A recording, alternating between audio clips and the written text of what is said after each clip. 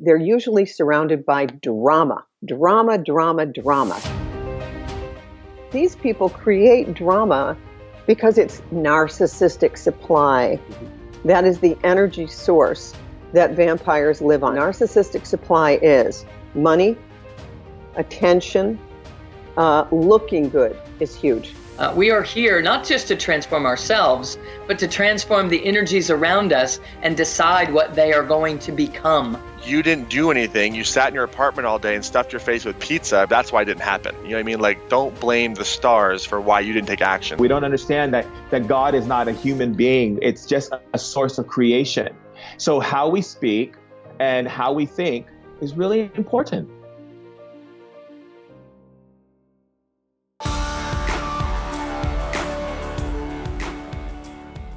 Love yourself first. And we often don't feel worthy of that. We think something's wrong with us, so we have to overgive to compensate for that little kid who was completely misunderstood in a family very often with at least one energy vampire. So that's our job. Do we all have, or is it common at least to have, like maybe you can share about your childhood and like what happened at 12 because you had to be somebody else.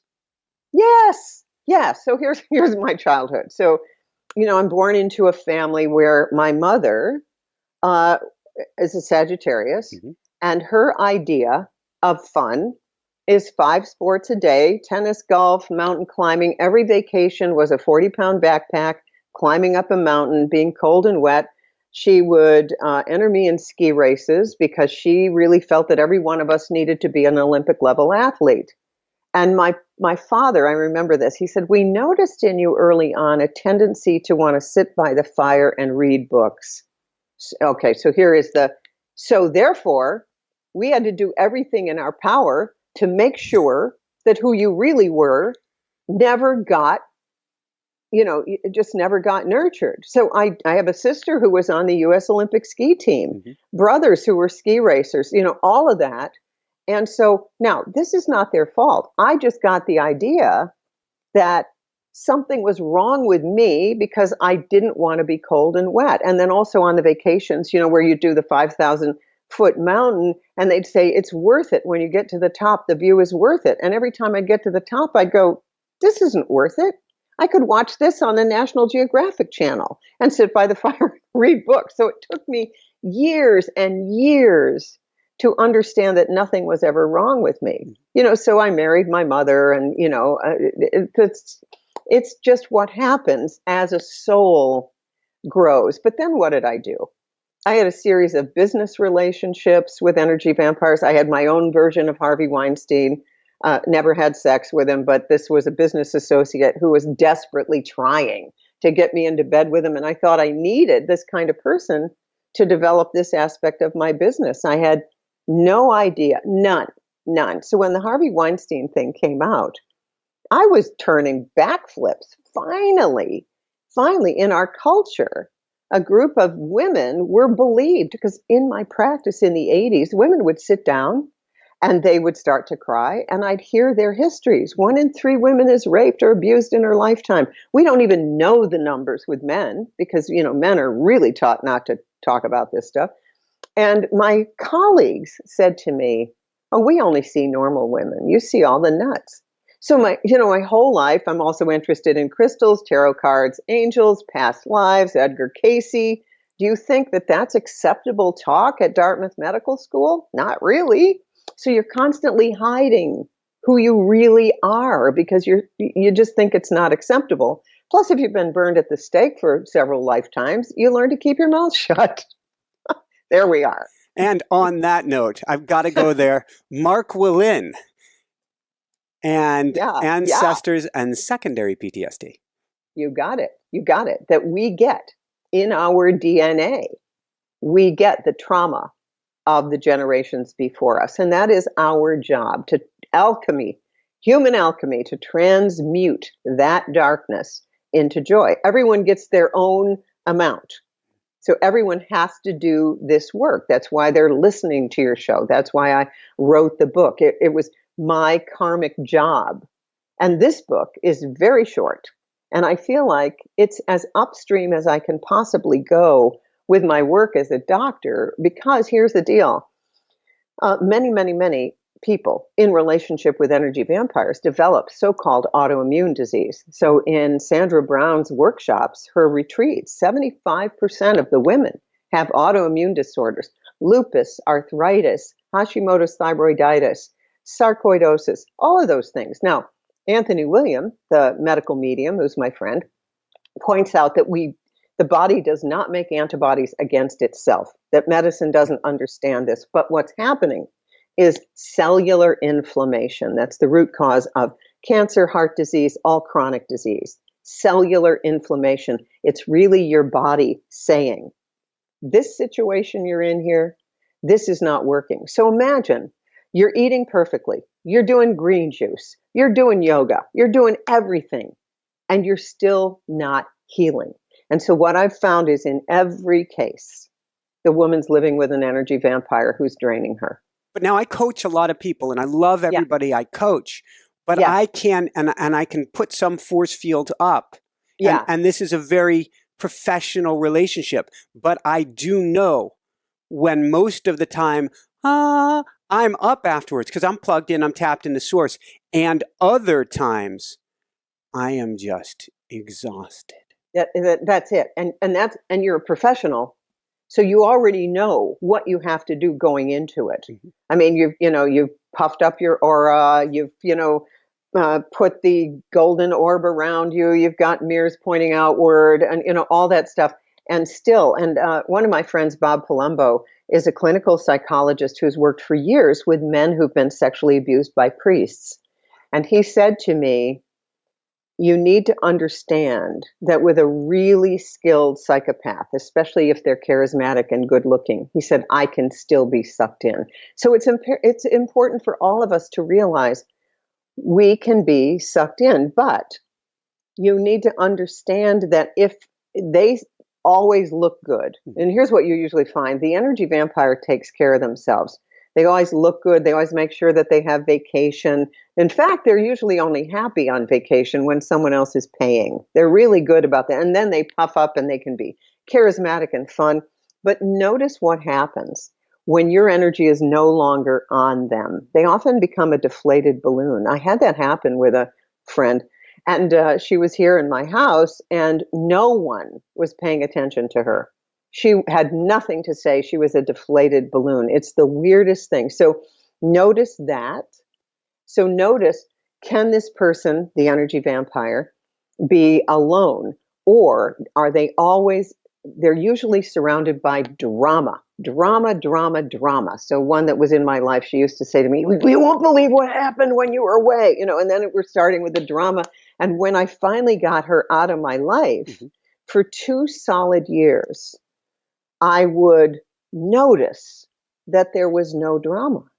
Because here's the thing, for an empath, if you have that degree of drama, something's really going on. There's a world war, there's something else. But no, these people create drama because there's a term I want everyone to know, narcissistic supply. Mm-hmm. That is the energy source that vampires live on. Narcissistic supply is money, attention, looking good is huge. That is like a huge thing for them. Looking good, fame. Anyone who says, I want to be rich and famous, it's like, that's not a worthy goal. That's a terrible goal because there's nothing there. I had my own little amount of fame. It's not like a movie star, but I've been enough around real celebrities to know that's not worth anything. What's worth something is who's there when you're in trouble in the middle of the night.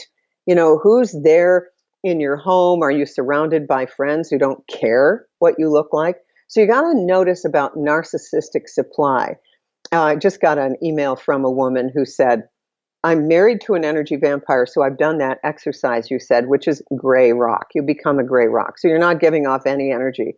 And she said, I feel when I do it like I'm being a but it's really working. It's like they stop draining you and they go elsewhere. So let's talk about putting yourself first, and let's talk about starting to shift this and heal yourself? I guess first we're looking at what the relationship is, and now we need to look at ourselves. Yes, that's right. So the first thing you do is you begin to honor yourself as a worthy being who is a light worker, who's a being of light. And it doesn't matter that the mainstream culture has never honored that, never seen that. And luckily, because of shows like yours or, my Hay House radio show, for the first time in written human history, by the way, that isn't the first time in history, it's the first time in written human history. So we're talking 5,000 to 10,000 years. We are finding each other. I just recently read from another empath. She said 10% of us are here as way showers into the ascension, into the new earth. 90% are followers. Those of us who have a lot of light. Now, this is important for people to hear. Our light is irritating to the 90%. We're frickin' irritating to them. She said it's like going into a bathroom at night when you've been asleep and you turn on the light and it's like, ah!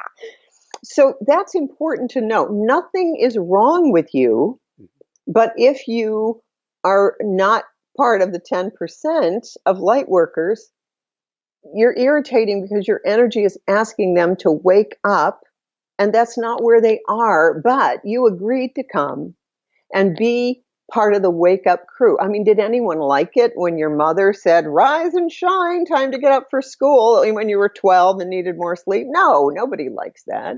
So that's important. You need to honor who you are. You need to stop feeding your negative ego. You're right just the way you are. You do affirmations. You take care of your body, not to lose weight or to be more whatever, but because this is precious. I have exercises in the book for, the magic garden exercise where you go in and you meet your little unhealed child. Our job is to parent the little wounded kid inside with our divine self. So turning that corner, how do we begin to find or crank up that self-worth and that self-love? Okay, just by, first of all, you don't need to work on it, right? You don't need to work on it. You have to simply declare, you bring in your I am presence. Right now, by the way, Chiron just went into Aries. Aries is I am. It's going to be there for 7 years. We just finished Chiron in Pisces. My book was published April 17th, 2018, Smart. The day that Chiron went into Aries. But we didn't know that. That was divinely orchestrated. I had no idea. The whole book was, what are the lessons of Chiron in Pisces? Pisces is the world's server. It's Christ consciousness. It's Mother Teresa. It's compassion. It's the 12th house of the zodiac. The lower shadow of Pisces is martyrdom and self-sacrifice. I will die for your sins. For you to be happy, you have to, for someone else to be happy, you've got to suffer.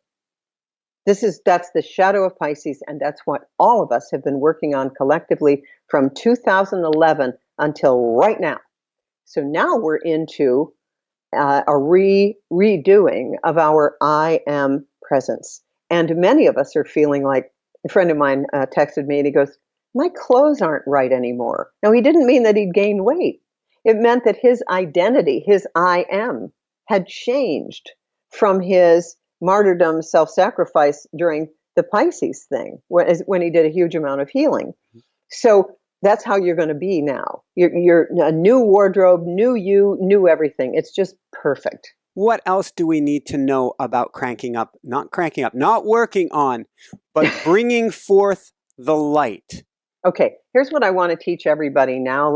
I want to teach you how to connect with divine love. Divine love is the most powerful healing modality on planet Earth. And it's stabilized on the planet in 2012, the end of the Mayan calendar, because that prediction with every indigenous culture was this: if you make it to December 21st, 2012, your ascension into the new age is assured.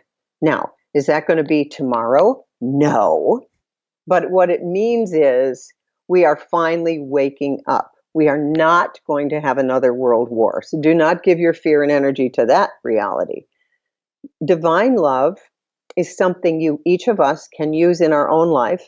My friend Robert Fritchie, who runs the World Service Institute, used to travel with Marcel Vogel, who held 100 patents in crystal technology for IBM, and they used to go around teaching divine love. Marcel was sometimes attacked by psychic vampires who didn't want people to know this information.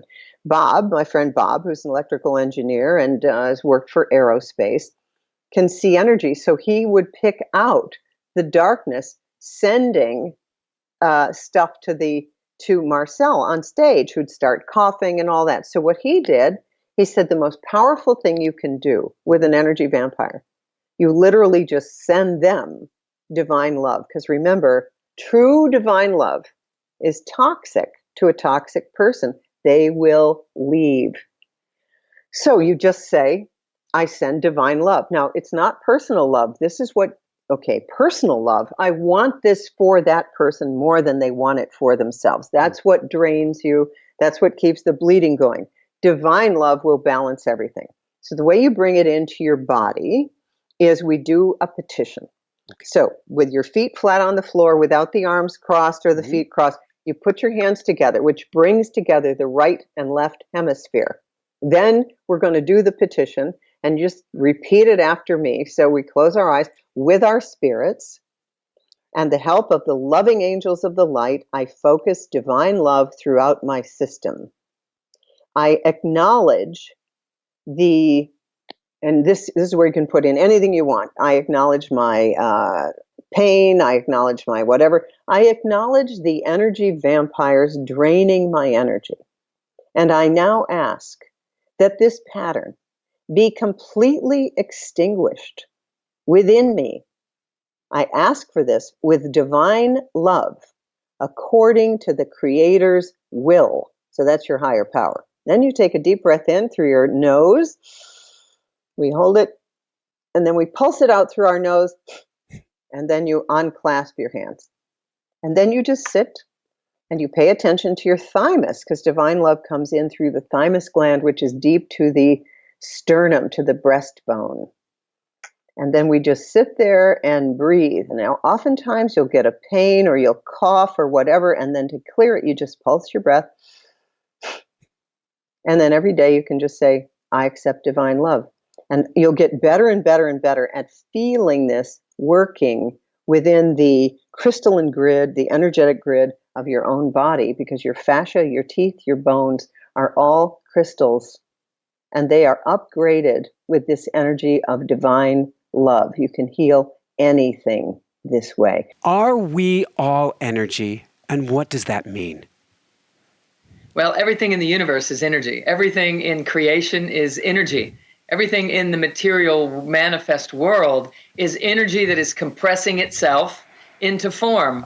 And so if you were to unpack everything that exists on this planet and beyond, it would ultimately just become stardust, and then it would be invisible energy, which is basically the unified field. So human beings are compressed energy that is compressed all the way to this physical form, and we have multiple layers of who we are generated along the way. So we have layers of intellect, layers of emotional feeling body, frequencies, energies of our physicality, our thoughts, our emotions, our beliefs. All of it is a recipe of vibrational frequencies collected together, generating what we call the human being. So we're not human beings, actually. We're just being human right now. We are energy that is compressing itself into being a human presence here in the third dimension. So it's pretty wild, but that's what's really going on. Very cool. So if we are being human rather than human beings, then with all the energy that's around us, it's neither good nor bad, but we can transform that, particularly in ourselves, can't we? Totally. In fact, we are a transforming machine, if you will. We are built for transformation.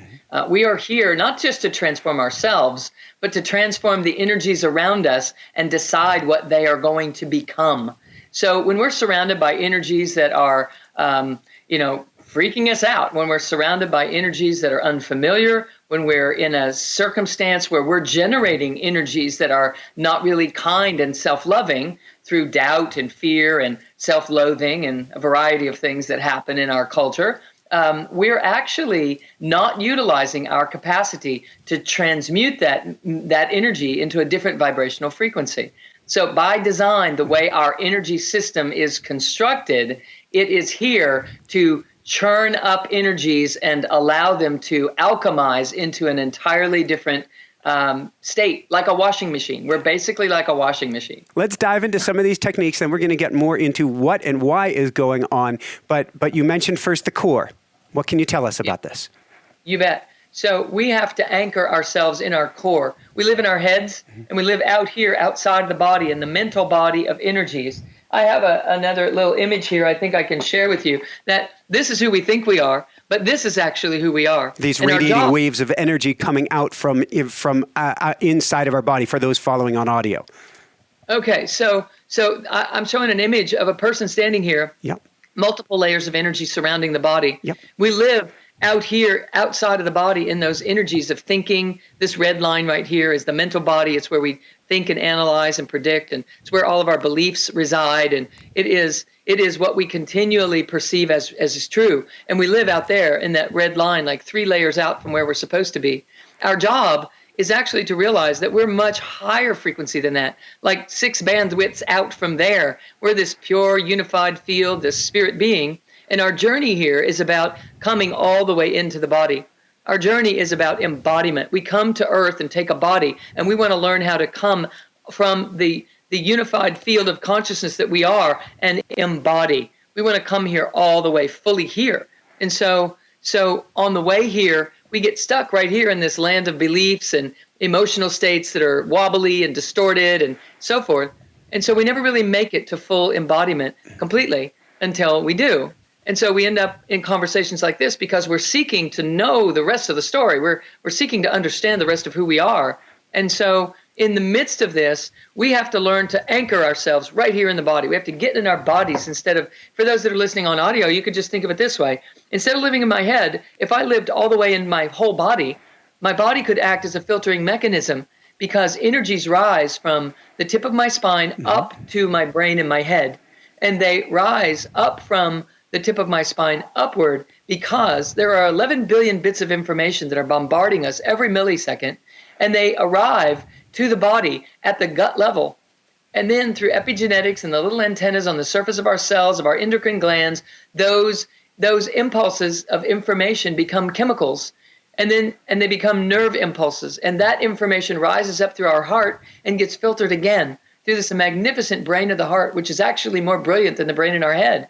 And then that energy filters through that and rises up to the brain in our head so that we can filter this cosmic universal intelligence and make images and impressions and thoughts and ideas that are in alignment with this universal information that's coming in every millisecond in the billions of numbers. So we're here as this connectivity place, this place of connection. And that's what makes it easy for us to transmute things when we realize the truth of who we are and how big our being truly is. So we have to anchor ourselves in the body so that the body can act as the filtering mechanism that it is designed to be. So if everyone just squeeze your shoulder blades together right now and drop them down toward your low back, just drop them down. It opens up the front side of your heart. Now just lean back against your spine just a little bit, and it opens up this channel inside your body. Now breathe in your belly. Just breathe in your belly and keep your shoulder blades just anchored like that. Okay? Now, there's an additional group of muscles in the pelvic bowl that if you could contract them, it will also help anchor you in your body. We're not talking about actually going to the word. We're talking about getting that energy flowing. They melt away and we can expand. Yes. The energy will pierce through these veils that we were speaking about earlier. You know, we see this toric field flow that's flowing out the top of the head and comes around the outside of the body and rises up through the center of the body again. And it goes back and forth, avoiding areas where we don't have circuits in place. These are the blocks that people talk about. The blocks block these aspects of us from integrating with each other. so that we're powerful and loving and can manifest what we want, and we're healthy and strong, and we're capable of recognizing ourselves as a multidimensional being. When those aspects of us are integrated and working together, there's no stopping us. And until then, we are wobbling here and creating distortions and interacting as if the distortion that we're looking at is true. It isn't. There's another meaning behind the things that we see that is actually in support of us. And we just have to learn how to perceive it that way. Beautiful. What is that, what you call subconscious interference? Yeah, so subconscious interference would be just what I'm speaking about right here. This interference, people aren't aware of it. They're aware that they get a knot in their stomach or a lump in their throat or tightness in their chest, but they're not aware that that's actually trying to call their attention onto the soulful self, this deep integral individual that is the healer within, that is the creative genius within. And when we can pull our mind onto that creative genius, it starts to rise and starts to emerge. And until we access that subconscious interference, that those interferences that are below the level of our awareness on the average day, when we can drop in and start to melt that interference or those blockages, then this energy starts to rush in a more robust fashion through the body automatically. It's not something that we have to work at. It's something that we finally get out of the way of that which has always been trying to support us and guide us and expand us into our true greatness in this lifetime. How can we use our breath to change our energy? Sure. So breath in the body is spirit in the body. So like, think of that. If I stop breathing, the spirit leaves the body. If I stop breathing forever, like I take my last breath, spirit, it descends from this end of the spectrum and emerges back into this unified field again. So when we're embodying, we start breathing. When we take our first breath, we're landing in this physical dimension, and we continue to breathe as a natural mechanism, which keeps us animated here in the physical world. And so when we bring consciousness onto the breath, it magnifies what the breath is doing. So this toric field that we've been mentioning, is always happening. We don't create this, but the breath keeps it moving, keeps it animated, keeps it enhanced. When our consciousness is on our breath, which is keeping it moving and animated and enhanced, it makes it even more robust, because the mind and consciousness magnify things. When you become consciously aware of something, it magnifies it in your life. When you pay attention to your problems get bigger. When you pay attention to love gets bigger. When you pay attention to possibility gets bigger, because the mind is a magnifier. So I have to become cognizant of what I'm landing my mind on. Am I constantly ruminating about the problem, or am I putting my mind consciously and intentionally on possibility? Well, the invitation in this conversation is put your mind on possibility and put your mind on the true soulful self, on the essence within your deep core. Because that essence is the concentrated, pure, high-frequency energy that is the truth of you, the pure presence itself. So breath is spirit in the body. Spirit in the body is the highest vibration of who we are. It's pure, uninterrupted energy. And so we're breathing with our conscious awareness in this central channel. And let's do that. Let's pull our shoulder blades together and drop them down. Let's contract the muscles again in that pelvic bowl. It's called Mula Bandha or root lock. And just contract the muscles as if you were going to the bathroom. You had to stop it for just a moment. There. And now breathe in your belly. Shoulder blades together. Breathing in your belly, not in your upper chest. Breathe in your belly. And then roll your eyes up and you find that place in the center of the brain. Right there. Center of the brain. Heart space. Shoulder blades pulled together and drop down. Mula Bandha root lock in the belly. And now I have these three brains that are starting to connect with each other. Now, let's merge them by taking a breath from above your head, breathe into the center of the brain, breathe into your heart, breathe all the way down to your belly. This line, just as if just pretend you can breathe in through the top of your head, through the center of your brain, your throat, your heart, into your belly. Squeeze that Mula Bandha, squeeze at the base of the pelvic bowl, and then exhale, just shoot that breath right down into the earth. And then take a deep breath up from the earth and draw the energies of Mother Nature with you. Draw the support of Mother Gaia, total alpha frequency, stabilizing, harmonizing to the body. Breathe up into the belly, open your heart, breathe into your heart, anchor with your shoulder blades together and down. There it is. Open that heart, open the throat, and then exhale up through the throat, up, roll your eyes, find that tension behind the eyes. That's your point that you can feel, and shoot the breath right up behind that and out the top of your head. Then inhale from above your head, right behind your eyes, through your throat, to your heart, to your belly. And then squeeze those muscles at the base of the pelvic bowl and keep them squeezed, but exhale and shoot the breath right through those squeezed muscles, right down into the earth. Breathe up from inside the earth into the belly. Then squeeze your shoulder blades together, roll your eyes up, and then exhale up through your heart, up through your throat, up through the center of the brain, and out the top of your head. Now that's a central channel breath. When we breathe this way, we begin to change everything. We begin to organize all these warbling different cosmic energies and all these experiences that we've been through and that we're worrying about going through in the future, and they start to follow this organized breath pattern. Everything follows your breath. Consciousness will follow your breath. Energy follows your consciousness. So you direct your breath in a certain way, energy will flow in that way, and it will become magnified because of your intention. I want to double back on another word, then we're going to dive briefly more into your story, which is the power and importance of prayer. Yes. So prayer is, this is not new. Prayer has been around since human beings have been around. But I think that prayer is often misinterpreted. Most people, when they pray, they say, "Dear God, make it the way I want it," instead of saying, "Dear God, show me how to walk in your will or in your path." And Carolyn Mace talks about how when you say a prayer, it is immediately answered. Your job is to interpret everything that happens afterwards as an answer to your prayer. So it can't be like prayer on your terms. It has to be surrender, again, obedience. So prayer is really sort of talking to God, if you will, and meditation is sort of listening to God, and wisdom is understanding that everything that's unfolding is an answer to your prayer, and to not learn to not take it as personal as maybe you've taken it, and really see the growth in whatever you're going through right now. So that means when we see that it's not working, or in quotes, or not working on our timelines, is actually a divine plan in motion. Leave it alone. Yeah, I would say that there's a sort of like this Venn diagram of like surrender and action, where like you have to surrender and you can't do it really bothers me when people are like, Mercury is in retrograde, so it wasn't meant to happen. It's like, no, you didn't do anything. You sat in your apartment all day and stuffed your face with pizza. That's why it didn't happen. You know what I mean? Like, don't blame the stars for why you didn't take action. Like, so you can't just like outsource responsibility to Mercury being in retrograde. And trust me, my computer breaks all year long, not just in Mercury being in retrograde. So like there's a sort of a superstition that I have to just let it go, which is not true. You got to do everything you can and then let go. So there's a great sort of Islam proverb that says, trust Allah, but tie up your camel. I call it right? The two-step.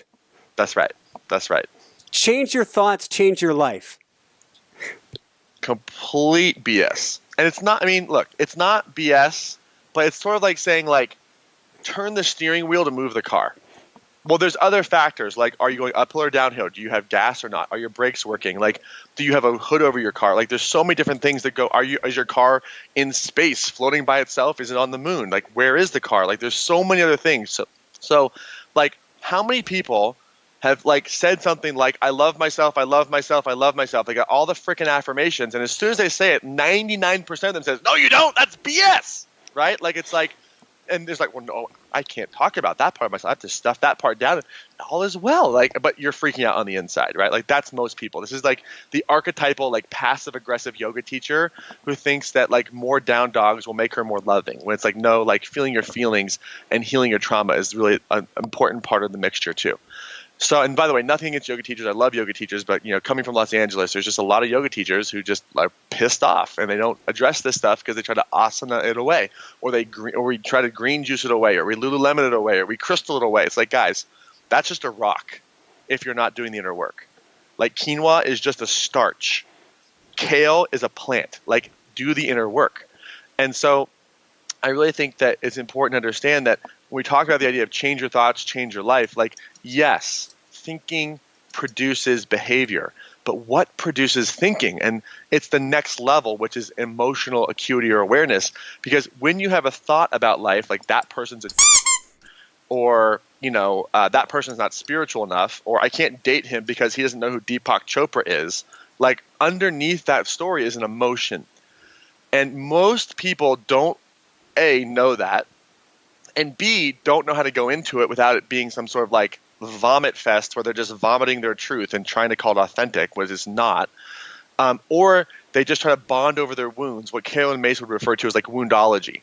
But what we have to learn how to do is, and this is what the Claim Your Power book helps people do in a framework or a process, is identify those emotions and figure out, like, why are they there? Like, there's a good reason why they're there. Just like if I step on a nail, my foot is going to experience pain. If I'm experiencing negative emotion, it's a call for awareness. But if I'm too busy trying to chant the emotion away, it's no different than drinking the emotion away. It's exactly the same because I'm dissociating from it. So what we have to learn how to do is not only go into the emotion, but pay attention to why it's there, learn from it because there's deep wisdom in it, and then try to figure out, well, what belief is running me that's producing this emotion? And then, by the way, where the hell did that belief come from? What happened in my past that produced this belief? And start to realize, like, whoa, there's some stuff from my past I'm dragging into my future here. So I can't just chant it away. I actually have to do the hard work. And so I think what Claim Your Power is all about, what functional life coaching is all about, is it says, guys, look, like, you're focusing on a symptom. So it's kind of like functional medicine. If I go see a functional medicine doctor and I have high cholesterol, they're not going to put me on a statin right away to lower my cholesterol because they're going to want to figure out, is it fatty liver? Is it prediabetes? Like, do you have high complement C4A? Like, what are the inflammatory markers inside the body that are producing this high cholesterol? And let's fix the root cause. But a lot of people just say, well, give me a pill and get the cholesterol down. But if you do that, you're never going to discover where it came from. And there's no difference between that and trying to chant it away or green juice it away or, bless it away. You got to figure out where it came from. And that's what Claim Your Power really is all about. And when you do that, that's when you can really step into a life of purpose. So we've got kind of a self-selected audience that are into this, that are wanting to shift, that are wanting to make the changes. Do they start looking at what the limiting behaviors are, the limiting phrases? Where do they go to start recognizing the boat anchor they're wearing around with them? Sure. That's a great question. So I wrote Claim Your Power. Let me give context. So I wrote Claim Your Power after a decade of doing this work in retreat centers. Like, I would go to Bali or Maui. I'd have like 30 or 40 people in a room, and it was like a lab for like 7 to 11 days. Some of my retreats are 28 days long. I would do online courses. I would do one-on-one work. I started noticing all of these common patterns and getting really quick results with people where, like, they would be in therapy for 10 years, and literally a half an hour session with me, something would happen that was way more efficient. And so I'm not touting my own horn. I'm just saying that what I've discovered is a step-by-step process to get results quicker. So you can think about, like, one way to get a ride is to maybe call the taxi company and have them come pick you up and hope that they have enough cars. Another way is to download an app called Uber or Lyft and hit a button and they come to you. It's just a more efficient process for the same outcome. So I really see Claim Your Power in this process as sort of a innovation on a lot of the processes that exist today to get a quicker result. And so with that said, I wrote the book so that people who can't come to Maui or Bali or to my retreats or to my seminars have access to this information. And it's actually a very simple process, but don't confuse simple with easy, and don't think that you can master it on your own, because you definitely need some support around this.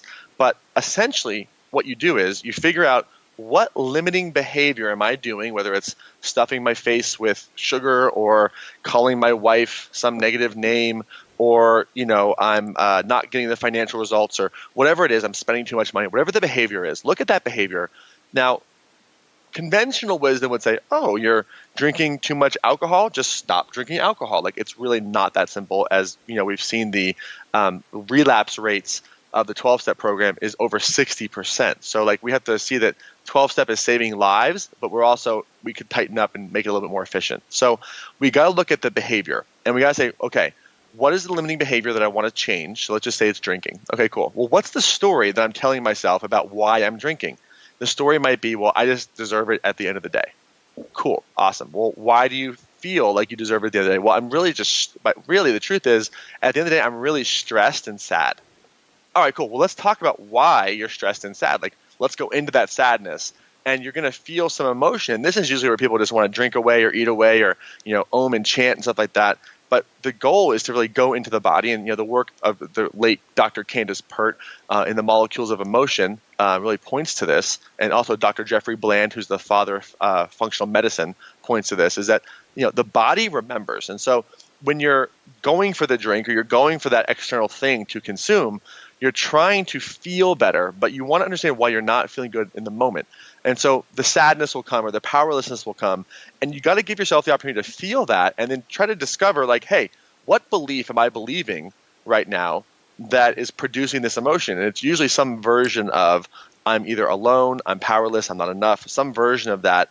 And then you have to ask yourself, well, where the heck did I pick that belief up? I don't remember consciously picking that up.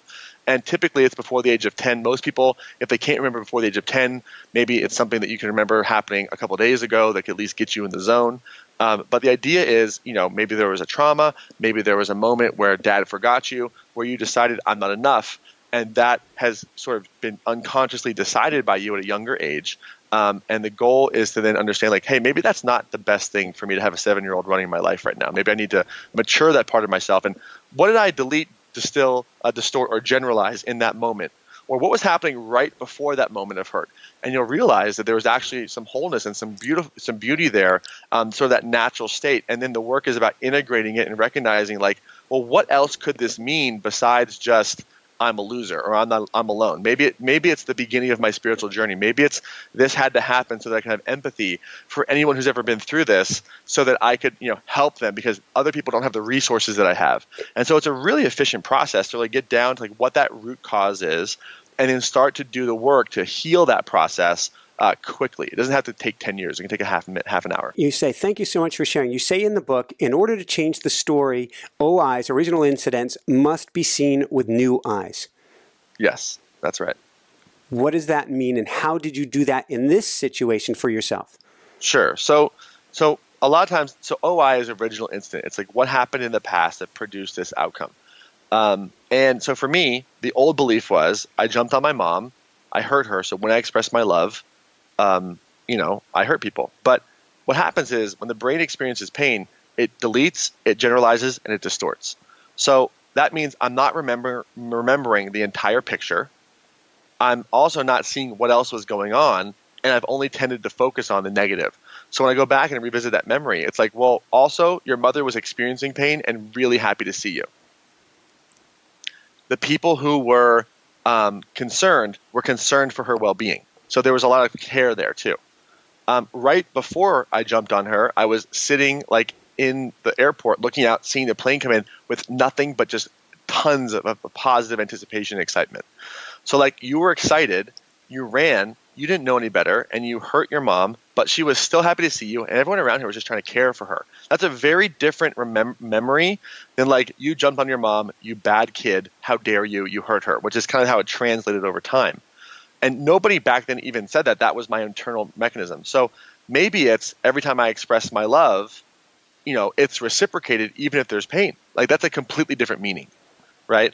And that, just because I created pain for somebody that I love doesn't mean that I was intending to. So we have to go back and look at it from a new perspective. And so the book, Claim Your Power, if this sounds really trippy, is sort of a process over 40 days to help guide you through this so that you can do this for yourself and really have some coaching around it as well. So you can see it from the perspective of a facilitator too. Thank you so much. What does understanding our emotions really have to do with it? Well, so emotions are like everything. We set goals in life. I don't care if your goal is to not have a desire like Buddha, right? It's still a goal. The reason why we set goals is because there's an emotional payoff that we're going for. So I might want to make more money so I feel more significant, I feel more certain, I feel more free. I might want to have a relationship so I can feel more passion. I might want to lose weight so I can feel more energy or self-respect. But when we understand that the goal that we're going for is really an emotional sort of target, then we can start to realize like, hey, maybe the reason why I set my goal, I got it, and I'm not happy is because I was focused on the wrong target, which was the external thing versus the internal emotion. And really, life is motion, emotion, right? Like life in motion, that's what emotion is. And so if I'm in a negative emotional state, it's really a call for awareness. If I'm in a positive emotional state that's authentic and not fueled by cocaine, and it's long term, that's what Joseph Campbell would say, is following your bliss. And so really life is an emotional game. We're trying to go from essentially emotionally in debt to emotional wealth. And in that process, that's what the spiritual journey really is all about. So ultimately, people are trying to be on the spiritual path to feel better. And what we help people do in the Claim Your Power book and really all of my work is to get crystal clear on what are the emotions that you're trying to go for. How can you stop trying to consume them from the world and put other people sort of in power positions to be the only sources of this emotion and really start to generate that emotional state from within yourself. And that's what claiming your power really is recognizing you're on the hook for being responsible for how you want to feel and creating that in your life, not the people out there. The most important word here is recognize. If you can become awake and aware and recognize whose voice is this that says, I'm a screw up, I'm a loser, I'm a fat, I'm a this, I'm a, and to recognize when you hear I'm a, it's not actually coming from you. And then you can switch and go to love and you can help. You have an exercise, in fact, we should talk about. Get thee to the light, spirit. Okay, so let me walk you through it. Yeah? Perfect. Thank you. Pull up a negative thought. Tell me when you have it. It can be any generic negative thought. Got it. Okay. What's the negative thought? I'm a screw up. Okay, great. Say, the voice that said I'm a screw up. Go ahead. Say the voice that says I'm a screw up? Yeah. Why would you say something like that to me when you know it's not true? Voice that says I am a screw up. Why would you say that to me? To pull you down into the darkness. Okay. Say, do you need my help to go home? Do you need my help to go home? Yes, absolutely. Okay. So I'm taking you to the light. I'm taking you to the light. I'm taking you to a place of unconditional love. I'm taking you to a place of unconditional love. And I'm changing you back to your original form with my powers. I'm changing you back to your original form with my powers. How do you feel now that you're in the light, spirit? How do you feel now that you're in the light, spirit? And I hear a woohoo. And do you see what you were doing to me when you were serving the darkness? And do you see what you were doing to me when you were serving the darkness? Yes. And what do you have to say about that? And what do you have to say about that? It was a mistake. I didn't know what I was doing. I was clinging and trying to hold on. Say, I understand. I understand. Do you have any wisdom for me now that you're in the light? Do you have any wisdom for me now that you're in the light? You don't recognize your greatness. You believe that you do, but you're still not fully standing in the light. You're not accepting who you truly are and what you're capable of being. You do get to look at what pulls you down and recognize that it's not you, and then you get to step forward into light with everything that is your being now and forever always. Say, thank you, I heard you. Thank you, I heard you. And I have heard your counsel. And I have heard your counsel. You can go home to heaven now. You can go home to heaven now. Goodbye. Goodbye.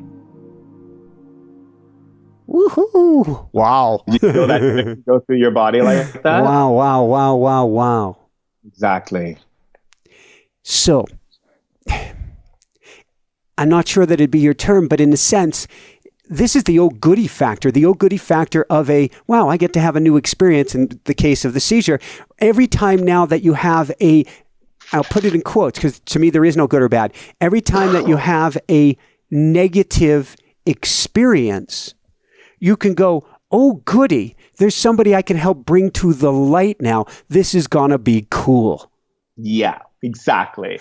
And that's the whole thing about being a being of light. It's not about fighting darkness with darkness because that just makes darkness stronger. Mm-hmm. It's like even when you go in your dreams, like I do a lot of work with kids and teaching them how to become dream masters. Yeah. And when you're in your dream, something's chasing you. You just turn around and be like, I love you. What is one technique? Because I've been working on this and maybe working, and that's a word that's a bugaboo of yours. I have been playing with this and I'm still learning in going into dream time because the lighter and brighter I get, it seems the more that there are thugs after me in my dreams. Okay, so the thugs are coming after you to show you how you're projecting energy on Earth. Mm-hmm. So spirits from the darkness will enter your dream world as well to help you to help you, but also to help themselves. So the thing is, the more you get brighter, you're creating an idea on Earth that if you get brighter and brighter and brighter, there's going to be more people who are going to be against you. So then when you go into the dream world, that gets projected into the dream world to see, like, do you want to believe that? Is that something that you need to believe? And if it is the same case that that's going to be what it is, how do you deal with it? Do you turn around and give love to the thugs and say, hey, you can't even hurt me. Go ahead, shoot me. Do your best. And nothing happens. Like, I used to have those dreams, and now in my dreams, no one can hurt me. No one can stab me. They shoot me, the bullet hits me, doesn't do anything to me. They even take a rocket launcher, nothing happens. And the consciousness of that is that you're becoming untouchable in spirit, which means you're building your spiritual immunity. And in shamanism, we use dream time as a way to transfer powers into the physical world, because what you learn in the dream world gets transferred into the physical world, and what you learn in the physical world gets transferred into the dream world. And so it becomes this beautiful cohesive symbiosis, and you literally begin to access all these new awarenesses that you didn't even know you had. Beautiful, beautiful. Carl Jung said the dream world is the waking world is the dream world. And you talked about things going in both directions. So what is the challenge we have right now with music and movies and the lyrics that we get stuck in our head? There's one from years ago in the gym, I'm only human, I'm only human, I'm only human. What are these things doing to us when we're repeating them or watching them? So in the book, we talk about brain sting in the spirit hacking book. And what it does is that if you are subjecting yourself, like, I'm a big country music listener. Yeah. I love country music because it's from the heart, it's from the soul, and I feel really comfortable listening to it. But, sometimes I'll go out and I'll hear like hip hop and different pop music and whatever. And sometimes there'll be lyrics that are so degrading and so just completely dehumanizes humans to becoming so small and so like completely empty that I just tap on the back of my head and say, release me from this, do not take this energy in. And it's a hack that helps you to not take in brain sting. It's really important for us to realize that words are codes. And like in the Kabbalah, you say like every word opens up a doorway. And in Sanskrit, you say every word opens up a power or an energy. So if you're like chanting to Durga or Lakshmi, or when you pray, if you pray, you're actually accessing energies of your own awareness that allows you to access the part of your awareness that is the God awareness that does the healing on you that you're praying about. So in truth, it's not like Lakshmi is sitting there waiting for you and then all of a sudden Lakshmi comes. It's the energy that comes from it. It's the doorway that opens into your consciousness that gives you the ability to unlock those abilities and those faculties within yourself. So what happens is when we speak, we're writing code. And what I've learned from spirit is that God, our creation, doesn't live in duality. Whatever you say, you're writing code. And then it goes into God, which is the creator. And God said, fine, absolutely. I'm going to amplify your code for you. And then your ego is going to make sure that you believe in what you're saying. So your ego's job is to support your narrative. It's kind of like when you were a kid and you play in a playground and there's that school teacher who blows the whistle and says, get back on the playground. You can't go in this area. So your ego's like that. Your ego just does one thing. It goes, so there's no good men in the world? Okay, got it. I will send you all the worst men that you could possibly imagine so you can be right. Anything else, God? Oh, what'd you say? Life is hard? Okay, I'll make sure I send every obstacle and everything in your path to make sure life is hard for you. Anything else you'd like? Yeah, so, I feel like people don't like me. Okay, great. Next time you go to a party, I'll make sure when you look at people, they'll have a look on their face that will make you think that they don't like you when actually they're thinking about something completely different. The point of the matter is that we don't understand the ego. We don't understand that God is not a human being. It's just a source of creation. So how we speak and how we think is really important. So I'm sitting in her house with the prime minister, with the House of Parliament, and and with the person from United Nations, and we're having tea and crumpets. And I said, so how did you find out about me? She goes, it's a funny thing. She goes, I never watch TV, but someone of the people who, work in my home, they were watching TV, and I happened to cross through the room and I heard shaman, and something told me in my head to look at the screen. And so I started to watch your segment on channel 2. And there it was. And I said, I want to meet this shaman. I want to sit down and talk to this shaman. And so I had her contact your thing, and this is why you're here. And do I know how the universe, how creation is going to put it together? All I simply have to do is have clarity. Clarity is everything when it comes to the spirit world. But a lot of times, I'll give you another example. A lot of times people will say things like this. I had a really hard day today, period. Great. So then all of a sudden spirit goes, okay, you had a hard day today. That is now going to be the energy that you hold. But if you say, I had a hard day today, however, these amazing energies came in and sort of shifting me out of that experience and opening up new ways and new perspectives of me to see that my day wasn't hard. It was a challenge for me to grow because it's opening up these other doorways of consciousness that I didn't even know existed. Wow, that is amazing, period. Now, spirits have something to work with. Or should I say something to love on? Because the consciousness of reality is based on how you see it. So consciousness can only go as far as you allow it to go. Reality is either a box or it's this endless space of openness, depending upon how much data open and data closed you are. So if you're a data open person, you give consciousness more space to roam and to build and to create. But if you are a data closed person, then you accept yourself as a linear being, which is what the Matrix wants, and you follow the rules as according to be a linear being by saying things like, I'm going to do this or I'm going to do that, versus I've already done it because I had the thought. The moment you think something, it's already happened. Woohoo! So from there, let's talk a little bit more about some things we do that are not Pono with our minds. First off, what's a BVP and what's the danger of playing this game? The biggest victim, is that the one you're talking about? Biggest victim on the planet. Biggest victim on the planet. So victim consciousness has gotten it definitely has gotten its position in the trending factor on planet Earth. Human beings use victim consciousness as a way to describe themselves and ways to get people to learn about them, to know about them, and to share about them. Even in my book, I talk about things that happened to me as a child, but not as a place as a victim, but as an opportunity for people to see that, yes, these things happen to me, but I'm not going to dwell there. I'm not going to be like, oh, woe is me, poor me, oh my God, I was molested, I went through this, I had abuse, it's not necessary. Being a victim literally shifts your mind to create what we call a structure of alignment. That structure of alignment then aligns you to more reasons to be a victim. So it could be all of a sudden someone cuts you off, someone steals money from you, someone does this from you, someone does that from you. The whole narrative of being a victim then becomes what we call superimposed as your reality. And the characters within your reality game, as I call it, are now there to set up you being a victim so that you don't have to step into your power. Because look, there's one thing to be a victim and then to feel it, go through the pain of it, and then go through the healing of it, but then use the victim energy, the pain, the suffering as fuel to become a leader. Like people like Dr. Martin Luther King or Helen Keller, or, there's so many amazing people who, Michelangelo, the list goes on, it's amazing. Some of the most powerful people in the world took their pain and transformed it into light consciousness for the betterment of all humankind. And so that getting trapped in that is not a good place to be. What do we want to do with our intention?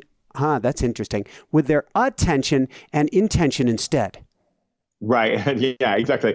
So I always say it's not about intention unless if you don't understand your attention, right? So, okay, say you're in a car and you do see accident. You can either turn to the accident instead of focusing on the negative you start praying for the family that everything's going to work out for everyone and that healing is going to manifest in the most beautiful and most easy and effortless way.